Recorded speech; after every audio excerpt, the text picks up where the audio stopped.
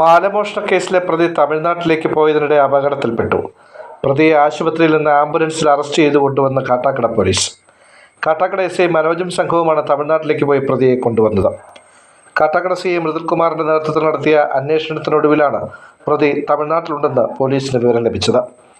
ദിവസങ്ങൾക്ക് മുമ്പാണ് കാട്ടാക്കട മംഗലയ്ക്കലും മലയങ്കീഴിന് സമീപം തച്ചോട്ടുകാവിലും മാലമോഷണമുണ്ടായത്. കൊല്ലം സ്വദേശി ശശിയാണ് മാല പൊട്ടിച്ച് കടന്നു കളഞ്ഞത്. ഇയാൾക്കെതിരെ വിവിധ സ്റ്റേഷനുകളിലായി 30-ലധികം കേസുകളുണ്ട്.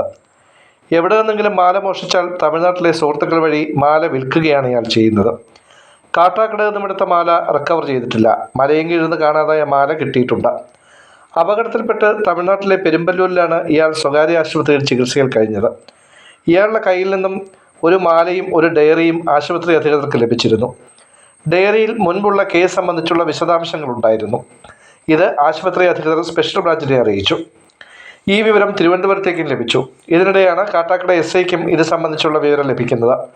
സ്വകാര്യ ആശുപത്രിയിൽ ബില്ലടയ്ക്കാത്തതിനാൽ ഇയാളെ ഡിസ്ചാർജ് ചെയ്തിരുന്നില്ല. തുടർന്ന് കാട്ടാക്കട പോലീസ് ഒരു ആംബുലൻസും കൊണ്ടുപോയി ഇയാളെ കൂട്ടിക്കൊണ്ടുവരികയായിരുന്നു.